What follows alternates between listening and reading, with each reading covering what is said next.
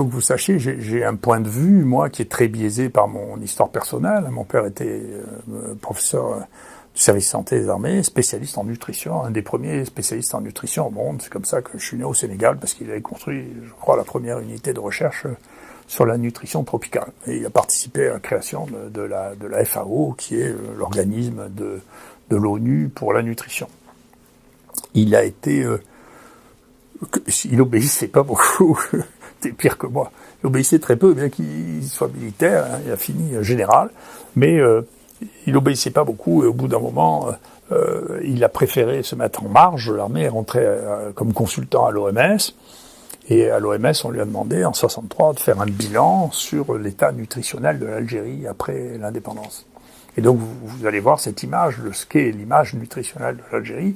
Donc, mon père s'est occupé de redresser la situation en termes de nutrition, en faisant des choses que vous pourrez connaître chez moi, c'est-à-dire qu'il a dit qu'il fallait qu'il y ait une poudre pour les enfants qui soit faite avec des produits locaux et pas importés, Nestlé, mais faire une poudre locale, c'est ce qu'il a fait avec des pois chiches. D'ailleurs, vous voyez, les pois chiches redeviennent à la mode parce que c'est plein de protéines, les pois chiches. Il a créé une école de diététicienne. Cette poudre s'appelle la superamine. Donc, chaque fois que je rencontre des gens qui ont 50 ans, ils connaissent tous la superamine. Donc, mon père qui a mis au point la superamine. Et donc, il y a 3 usines de superamine qui ont été construites en Algérie pour nourrir les gosses. Ensuite, il a créé une école de diététicienne. Et ensuite, il a fait faire des menus pour les gosses pour que, à partir du moment où ils allaient à l'école, en mangeant à la cantine, ça couvre leurs besoins nutritionnels de la journée.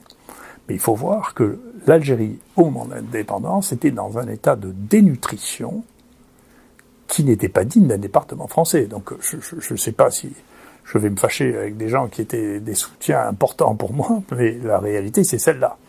Et l'espérance de vie, depuis que l'Algérie s'est séparée de la France, n'a pas cessé de grimper de manière considérable.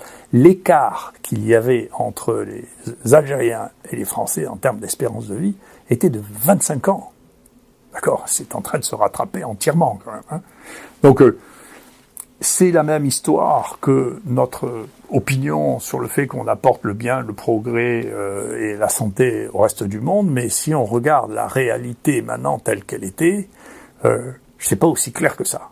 D'accord. Donc si les gens voulaient se séparer, c'est qu'ils avaient des raisons de se séparer. Il faut se méfier actuellement du fait que la situation dans laquelle nous sommes ne fait pas rêver le reste du monde.